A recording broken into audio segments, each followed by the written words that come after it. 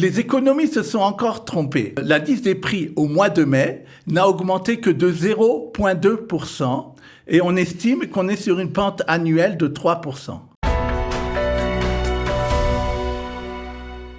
Nous sommes ensemble avec Daniel Guggenheim, docteur en économie et qui, chaque semaine, nous décrypte l'actualité économique de la semaine. Daniel, bonjour. Bonjour. Alors Daniel, cette semaine, les économistes apparemment se sont plantés puisque l'inflation a augmenté, certes, mais 3 fois moins fort que prévu. Tout à fait. Comme d'habitude, vous avez annoncé, les économistes se sont encore trompés, même plus que les météorologues qui, eux, ne se trompent pas toujours. Les économistes, apparemment, c'est toujours, et dans la prévision, et là, en l'occurrence, c'est bien. Parce qu'ils avaient prévu, comme vous l'avez dit, 0,5, 0,6, et on a eu 0,2%.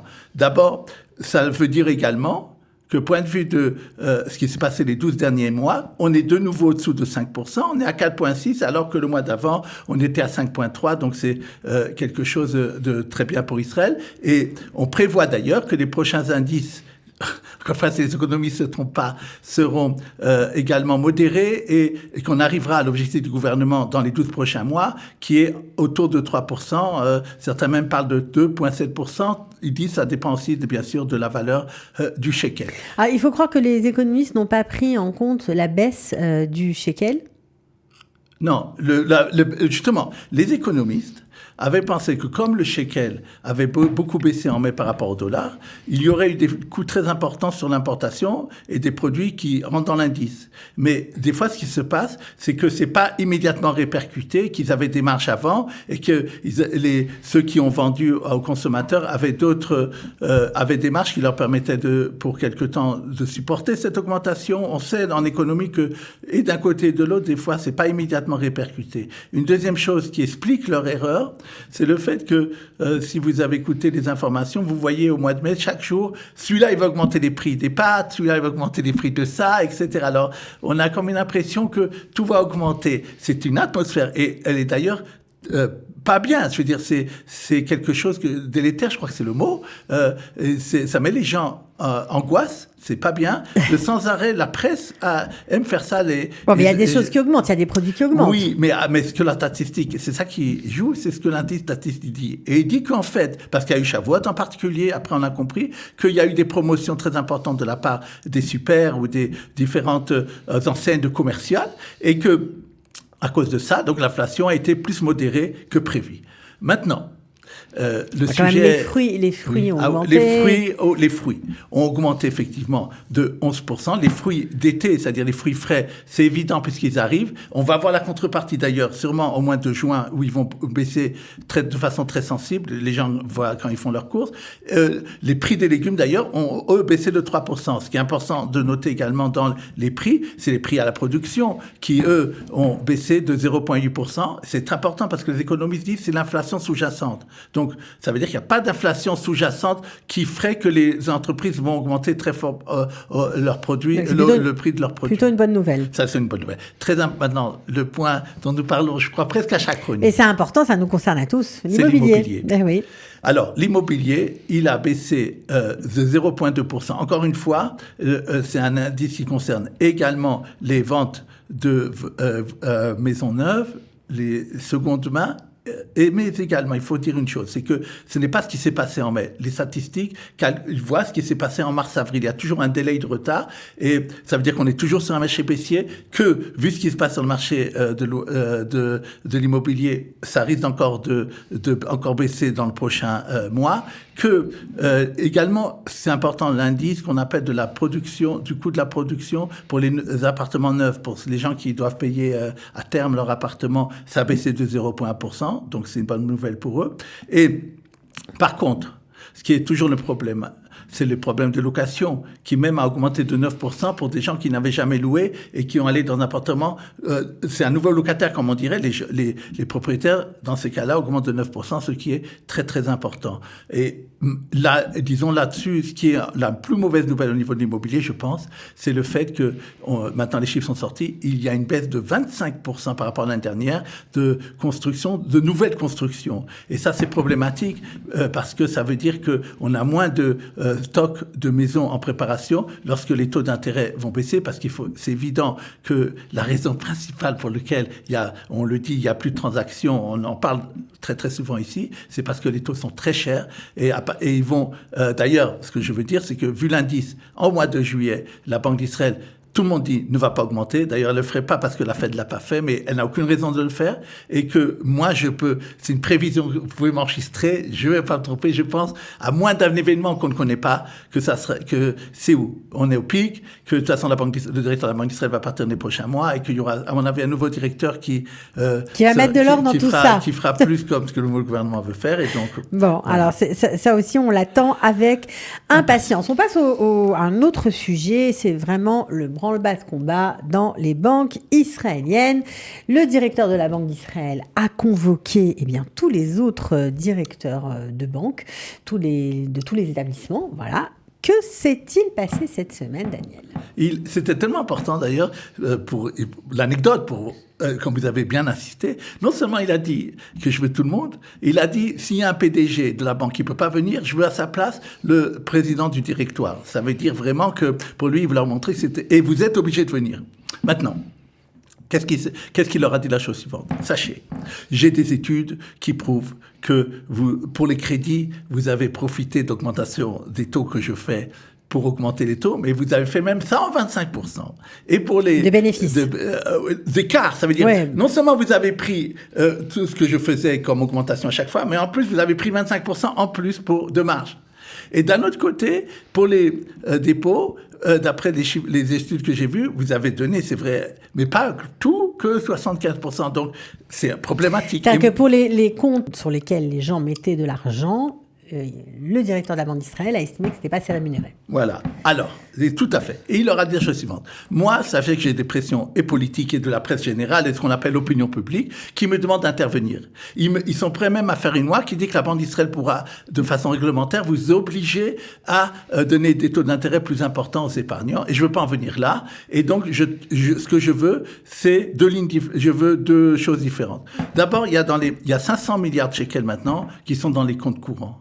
Et ils sont pratiquement pas rémunérés, d'après la loi, et s'ils le sont à un plafond très très bas, c'est quelques shekels par mois, c'est rien. Il a dit, je veux apparemment qu'il n'y ait pas de plafond, et que d'après les chiffres que j'ai vus, je ne sais pas si c'est vrai, 2%. Et ça, donc rémunéré à 2% sur les comptes courants. Oui, okay. Il n'a pas oublié, c'est-à-dire il leur a donné. Pas obligé, il a indiqué. Il a indiqué plus ou moins, ou c'est ce que la presse a indiqué que ce qu'il ferait. Okay. Et ce qu'il vous entendait faire. Et deuxièmement, il leur a dit. Aussi, s'il y a des gens que vous voyez qui pourraient être intéressés par les dépôts à terme, justement ce que vous avez parlé, Cathy. Les comptes bloqués à terme. Les comptes bloqués à terme, que ce soit une semaine, un mois ou un an. Je voudrais que vous fassiez plus d'informations aux clients parce que s'il y a des clients, si vous leur dites, voilà, maintenant cet intérêt est très attractif, quand même, c'est dommage, je sais plus combien c'était avant, de leur parler plus et peut-être, à ce moment-là, ils seraient d'accord de le mettre dans des dépôts à terme qui seront bien sûr beaucoup plus rémunérés que même ce qu'ils vont le faire au niveau du compte courant. Ce que je veux dire encore à ce sujet, j'en parle souvent à cette émission, mais c'est un grand concurrent à ça, il faut le savoir. Il y a ce qu'on appelle en hébreu kaspit, c'est-à-dire en tout le mot entier, kranot et manout kaspiot. Mais dans le jargon financier, on appelle ça kaspit. En français, on appelle ça sikof monétaire. C'est-à-dire, pour vous que vous m'entendez et me voyez, c'est un produit extrêmement sûr. Même les banques considèrent qu'il n'y a pas de problème là-dessus. Ou c'est investi dans des dépôts bancaires ou dans les prêts de la Banque d'Israël. Voilà. La volatilité est très faible. Maintenant, ce qui s'est passé, par exemple, le mois dernier, parce que c'est important, c'est que eux, en vérité, leur objectif, et ils le savent qu'ils peuvent y arriver, c'est d'avoir le taux de la Banque d'Israël. Et le mois dernier, les 30 derniers jours, ils ont fait même 5%, ce qui est un peu même supérieur au taux directeur de la Banque d'Israël, parce que ils peuvent aussi prêter à des boîtes très très sûres, un peu plus que le taux, et donc ça leur permet encore de faire mieux. Encore une fois, c'est liquide tous les jours, aucune commission à l'achat, aucune commission à la vente et également aucun frais de garde de la part des banques. Et les banques, bien sûr, se font tirer l'oreille pour le faire parce que c'est un concurrent direct à leur dépôt à terme, même pas à terme, à leur compte courant ou à ce qui, puisque là. Ouais, mais là, pour le coup, vous avez dit que le directeur de la Banque d'Israël avait suggéré de rémunérer les comptes bloqués ou des comptes à dépôt à terme à 5%. Donc c'est à peu près jusqu'à 5%. Non, alors pour les comptes, il n'a pas besoin de suggérer ça. Pour les comptes, il faut savoir, pour les comptes à terme, justement, que vous avez en hébreu, pakam, d'accord, pour que les gens le savent.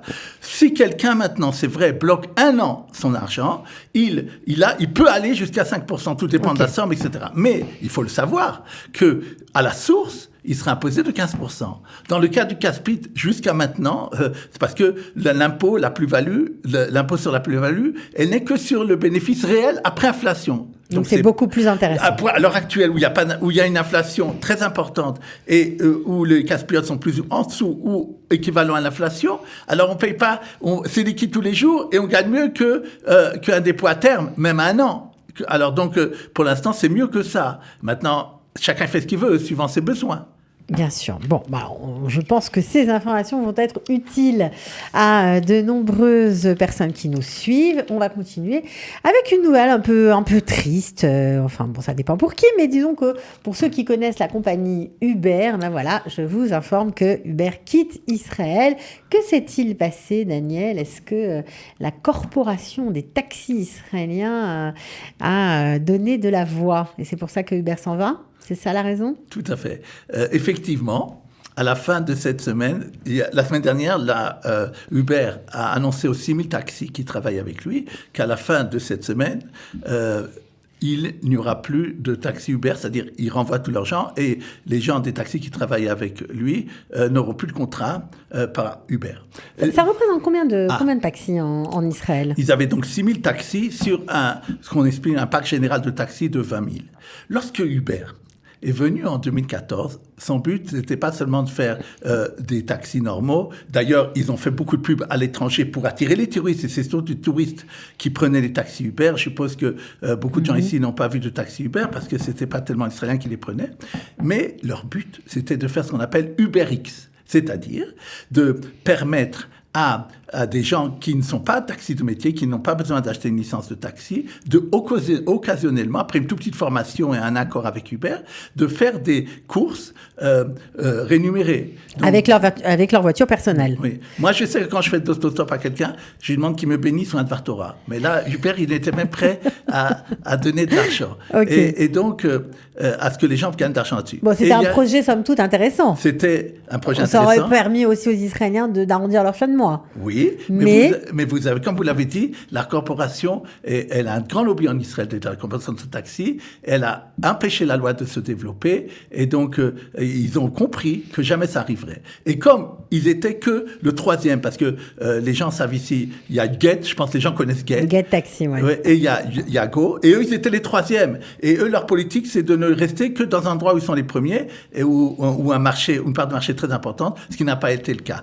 Une dernière chose que j'ai vue dans un article qui a parlé de ça, c'est que les trottinettes électriques, que moi je considère comme dangereux d'ailleurs, prennent beaucoup de terrain et apparemment des gens qui auraient pu prendre du taxi, il paraît que c'est quelque chose qui fait perdre aussi de l'argent au taxi. C'est un développement d'une certaine transport public et ça a joué aussi peut-être un tout petit peu pour Uber, mais au niveau global bien entendu. Bon, alors ça c'était intéressant en tout cas comme information parce que ça touche de toute façon tout le monde. On continue avec une autre information qui touche tous les citoyens israéliens, qu'ils soient salariés, qu'ils soient indépendants. Vous avez peut-être droit à une prime de travail. Alors de quoi s'agit-il, Daniel, exactement? Tout à fait. Prime de travail, qu'on appelle aussi en France impôt négatif. C'est-à-dire, quelle est l'idée du législateur et du gouvernement? C'est que encourager, inciter les gens à travailler, même d'ailleurs une semaine, un mois, pour qu'ils puissent, même si leur salaire n'est pas important, que l'État leur compléterait. Et c'est ça, donc, cette idée de ma'anak avoda en hébreu, et en français, prix de travail ou impôt négatif. Donc c'est tous les ans, hein, ça a lieu tous les ans. Important à dire, il n'y a même pas besoin de feuille de salaire. C'est-à-dire, ça peut concerner aussi, il y a des gens qui aident des gens qui sont âgés, malheureusement, qui ne peuvent pas tout seuls se débrouiller, et on appelle ça en hébreu metapel. Et certaines fois, ces gens-là n'ont pas ce qu'on appelle un bulletin de salaire, mais ils ont une cotisation bitoire lomi à la sécurité sociale. Donc ils sont inscrits comme metapel quelque part. Oui, okay. Et ils cotisent, eux, et aussi ceux qui les engagent. C'est ça qui suffit. Que le bitoire lomi sache que tu as travaillé, et comme vous l'avez dit d'ailleurs, en tant que salarié ou indépendant, pendant un certain temps dans l'année, avant, puisque maintenant on va être payé en 2023 sur ce qui s'est passé en 2022. Et d'ailleurs, on peut même récupérer, si les gens l'ont pas fait, jusqu'en 2021. De 2021, on peut récupérer. Important. Très important. Maintenant, ce qui est encore très intéressant cette année, c'est que d'abord, il faut, si vous voulez l'avoir le 15 juillet, c'est la première date où les versements se feront, il faut déposer la demande avant le 30 juin. On peut faire cette demande lorsqu'on en a le droit, soit de façon digitale, soit à la poste, soit dans un centre d'impôt. Maintenant, il y a ce qu'on appelle un simulateur d'impôt. Mais c'est pas un simulateur que vous devez faire et rentrer des chiffres, pas du tout. C'est quelque chose de très simple qui existe depuis l'année dernière, que les impôts ont fait. Il y a un site où vous entrez. Le site vous demande simplement votre nom, vos cartes d'identité, si vous êtes sorti d'Israël, également une ou deux questions qui sont personnelles et qu'il n'y a que vous qui le savez. Il veut s'assurer aussi que vous n'êtes pas un robot parce que il n'est pas prévu que les robots reçoivent des primes de travail jusqu'à nouvel ordre. Et donc, si, sur ces questions, ça dure 2 minutes de vérifier, immédiatement, si vous avez bien rempli les détails, vous avez la réponse qui vous dit, oui, vous êtes enregistré comme ayant droit et vous allez recevoir tant et tant. D'ailleurs, ça peut être des fois plus parce que c'est des chiffres qui sont donnés sans l'inflation, donc c'est possible que les gens, et même plus que ce qui est indiqué là-bas, c'est un minimum, d'après ce que j'ai vu des fois, et il faut le faire sur les 2 dernières années. Ce que je propose à nos auditeurs, à ceux qui nous écoutent, c'est que ils joignent Qualita, que ça soit au Centre des droits de Ayala Bloom, ou bien Qualitime, dirigé par Sarah Simcha, et qui demande à contacter Daniel Guggenheim. On me passe très vite les demandes, et normalement, le jour même, je contacte la personne. L'année dernière, j'ai fait ça avec des dizaines de personnes, même j'ai rempli avec la vérification, ça dure 2 minutes, et les gens étaient très contents. Et oui, parce qu'on peut récupérer des milliers de shekels, quand même. Des milliers, justement, combien d'argent? Je ne veux pas dire parce que ça dépend de chaque personne. Bien sûr. L'État, bien sûr, donne plus aux gens qui ont des situations plus précaires. Et de toute façon, c'est indiqué, l'ordinateur l'a calculé, ne vous en faites pas. Ça peut dépasser facilement les 5 000 shekels. Et si c'est sur 2 ans, même 10 000, vraiment, c'est des grosses sommes très importantes. Ça peut être franchement salutaire pour certains. On espère que vous allez être nombreux à appeler Daniel Guggenheim, voilà, au Centre des droits. En tout cas, merci d'avoir été avec nous. Et nous, on se retrouve la semaine prochaine. Merci.